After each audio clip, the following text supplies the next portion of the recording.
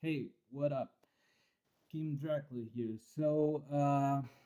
Please, before anything, do subscribe and like my video because it helps a lot my channel because I'm rebooting my channel. My channel's kind of old. Like if you go to see my old videos, they cover a lot of stuff like conspiracy, Mandela effects, loads of stuff. And now I want to start this new format that's storytelling about true crime, eerie stuff, paranormal, not creepy pastas because I'm not quite fond of creepy pastas, but storytelling is quite appealing for because it's not just storytelling; it's story with background.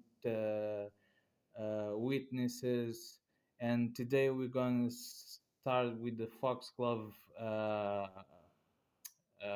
paranormal issues because there's the issue about Baumeister being a serial killer, although he never confessed, he suicided. He never left any clues behind, but police are pretty sure he was a serial killer. They found at least 17 bodies on his property, so let's start. So Bob and Susan were trying to move out from the city. Like they want a quiet place, just like me. I don't like city, they want to go to the countryside. So they were browsing and they found this beautiful place at a bargain, quite a bargain, beautiful place, not even a big home, like a mansion. And they were like, you know, there must be something wrong, but let's go there and check it. So they called the real estate agent and they asked if they can get a tour from the house, and he said, yeah, sure, it's available. The investor is ready to sell it. You guys just come on over, and we'll have a tour about on the house. Okay. So they went there, and they were like, "Oh my God, man, this place is beautiful. It's like it's like taken from a fairy tale movie." So mention if you guys have seen the footage of Foxglove Mansion, it's one the most beautiful properties I have ever seen. And but there was a catch. They knew there was a catch because at that price, something they were like in love with the place, but they were like, "There's something wrong, man." This and Bob was like, I think I remember hearing about this place, and he asked the real estate agent, "Is this the Baumeister place?" And the real agent was like, "Yeah, I was expecting to that question uh, a while, you know." Yes, it is true, but investor made sure that any memorabilia about Baumeister was taken out of here. The place was refurnished, everything's new. There is no residues left from Baumeister. And they were like, okay, okay, so he decides to talk to his wife. He explains them about the murders, but they're like, the house is beautiful, and at this price, man, like, do you? Does it bother you that much that a serial killer lives here? And she was a doctor, scientist, and she was quite skeptic about the paranormal, but and she was like, at least I don't know. But then she was like, okay, let's take the place. They had two kids. It was a boon. There was uh, loads of a lake, loads of space to they play around. And the house is beautiful, aside from the fact that you know what happened before. But they were like, you know what? They were like, I don't think anything will happen. So Susan, the the first event she noticed was like the kids loved the swimming pool, and apparently the swimming pool is where Baumeister used to convince them, because he used to pick these guys um, on gay bars, come from I-70 high road, where they found loads of bodies, and they think it was Baumeister as well, the strangler from I-70. So she was like, she went to the swimming pool. There was a load of gravel, so she picked up the vacuum cleaner, and she started to vacuum. She started to vacuum, and like 1 minute after she started vacuum, the the cord unplugs from the socket, and she was like, she found it weird, but she thought, oh, maybe I yanked a little bit hard, so it must come out of the socket. So she goes again, plugs in the vacuum, starts to vacuum, and boom, the vacuum goes off again. And this time she thinks it's really strange because the distance between the the socket and the cord was was like maybe half a meter, you know. And she was like, "Oh, how can this be?" Yeah, it it required like a lot of yank power to to do that.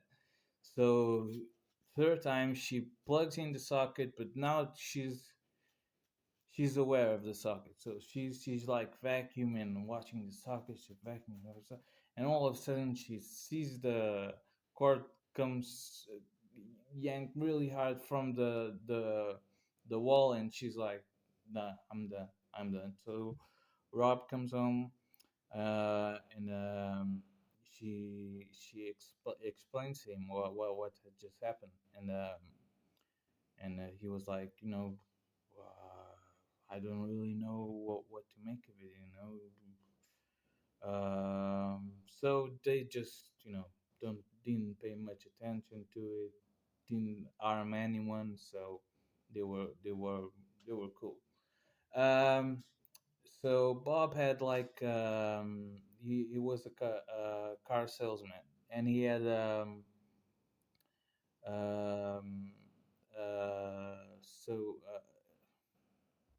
Rob had Joe, this really nice guy, good salesman, but he was a chronicle late person. So Rob just asked him, Joe, what's going on? And Joe's like, man, it's the traffic. I live 55 minutes away from here, I'm trying to find this new apartment to get here on time, and also I want to move out of the city and come to uh, n- just kill two birds with a stone. I want to come to a quieter place and be near work. And Rob's like, you know what? It's your lucky day. I bought this huge mansion. We have an apartment that no one's using. You can move there if you want. I can make you a really good deal on the price of the apartment, so you can move this weekend if you like. So they moved. Joe brings his dog,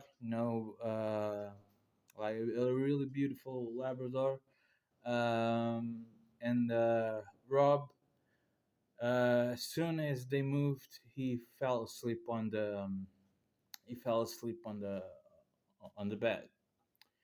So he said he never remembered his dreams, but this one he remembers like forever. It's imprinted in his brain. So he's dreaming like he's running away. He's running, run. And then he's using this green hoodie, and he sees someone turn back to him with like dressed similar to him. So we can think maybe it's one of his victims, telling the experience. And when the victim turns to him, says, "Run, run, run, run!" So he wakes up and he starts to run and goes straight. He didn't pass through the door. He bashed on the side of the door, broke a frame that was there. So he had some glasses, inside his flesh, and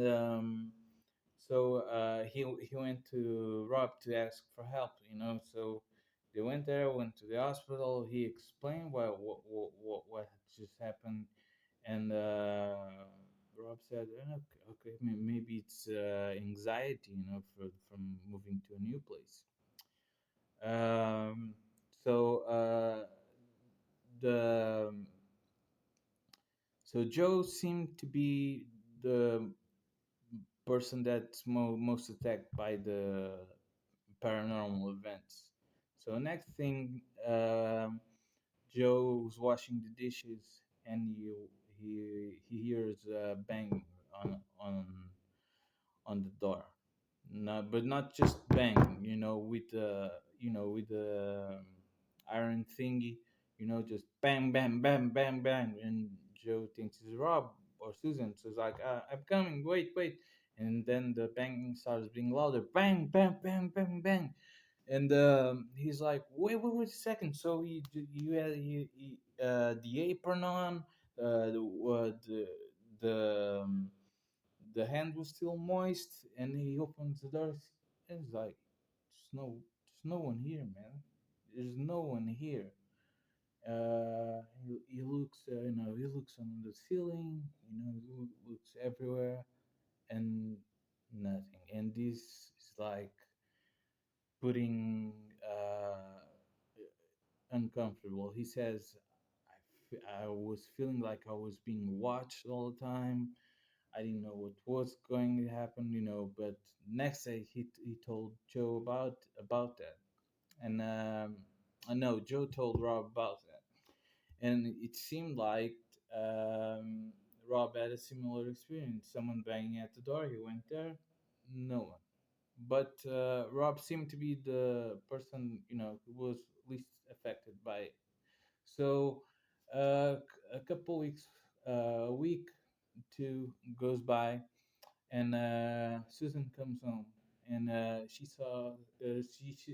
sees the work Rob has done on the place, and she's like, "Wow, wow, well done, to quite beautiful." And then on the back, in the peripheral vision, she sees a guy with a red shirt, like a polo shirt, and she's like, "Wait, who's that?" Thinking to herself, and then she noticed she can't see the legs, and then the guy just disappears, and Susan tells Rob right away, because it's the second time he sees the guy with the red shirt, and Rob is like starting to get worried because Joe's stories, Susan's stories. So he installs CCTV around the place. At the time, Joe had this lovely Labrador, and they every night went to walk to the driveway, because it was a really long walk, because it was a huge mansion. And that night, his dog just uh, stops and looks at the forest, and Joe swears he sees the guy on the red shirt going to the woods and just vanishing. And then his dog just goes straight at him, just goes straight at him, and he disappears as well in the bushes. But Joe loves his dog so much, like we all do. He goes running because whatever happens, he needs to save his puppy. So he goes there running, and brings his dog back. Reports to Rob again. I saw the guy in the red shirt as well. So they go there and they ask the investigator, the police investigator, like, we've been here for a while. Some things are not doing quite well. Can you come here and explain, like, where were the hot zones, where the bodies were found, all that? Like, we can have an idea, like, if something strange happened, um, we can we can like identify where we are, if it's a hot zone, if something, if a killing, if a killing was there. And inspector's like, yeah, he explains the hot zones, most of them were in the swimming pool, but they're not sure because, they only found skeletons. They didn't found a narrative. They didn't find a confession. They didn't find anything. So they just could suppose, tell Rob, kind of less, what to expect. Okay, so he doesn't, by any means, tell the inspector about the hauntings. But then again, Joe was doing the dishes again. Joe was doing the dishes again, and then the bang starts again, and Joe knows there's not gonna be anyone there because the CCTV has the light sensor. Like if someone is passed, the light would go off. So it would go on. Um, um, so Joe knows. So when he pushes the door, the handle thing to bang on the door was still on a horizontal position, and then pop, smashes last time. At this time, uh, Joe just closes the door, and he's like, "Fuck, man, again." And then, worst of it, Joe's dog starts to growl at the door. The handle thing starts to just shaking, and then bam, the door just gets kicked in. Um, he sees this white, shadowy, wet figure, that looked like he had been drowned.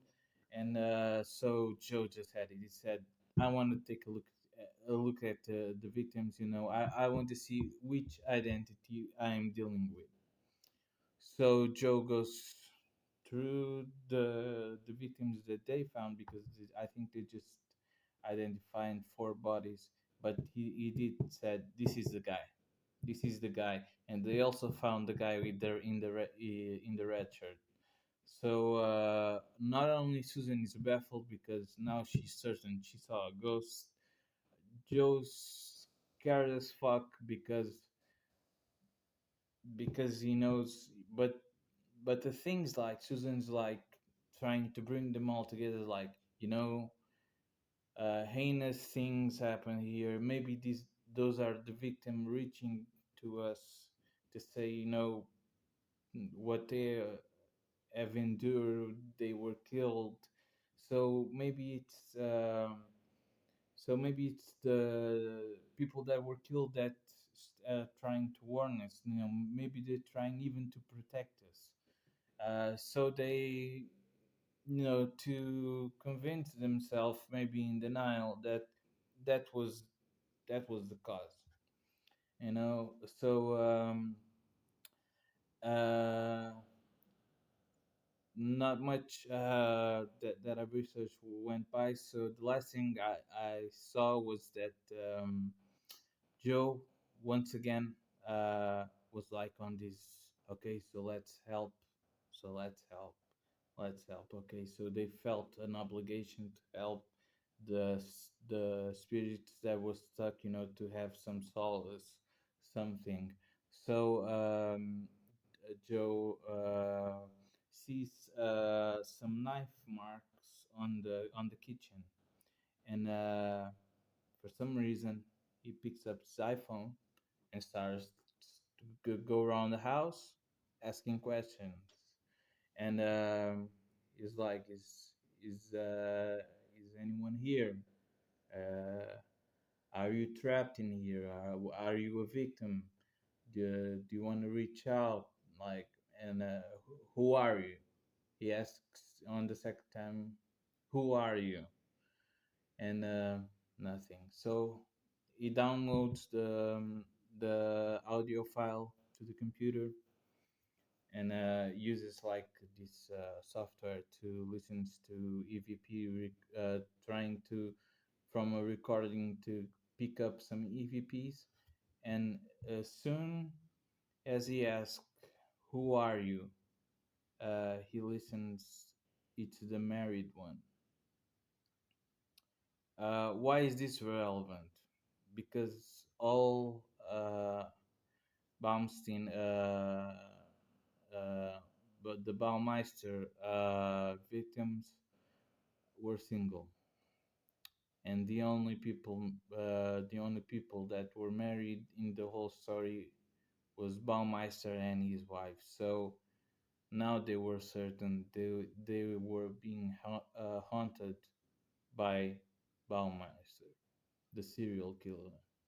And but for what I know, they still live there. You know, I think maybe they have some um, paranormal things going on because I saw this documentary slash movie and I just saw a bunch of Justice League con artists, uh, the ones that go, I see a Ronald something begin with an R, and someone a name that begins with an E.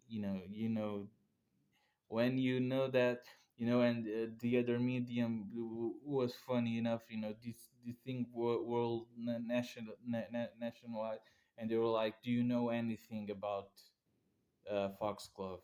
And she was like, "No, no, I don't know anything." But she knew where the. Funny enough, she and the other medium that of a medium, I don't know what uh, she was an asset to them because she was like, "Oh, I feel evil here." Oh no, shit. First of all, mansions are creepy, and then mansions that were owned by killers are way more creepy. So don't buy this narrative, that the people are suffering here, people are stuck in here, because they just brought two teenagers that claimed they were paranormal investigators. I would like to know what does it take for you to claim to be a paranormal investigator?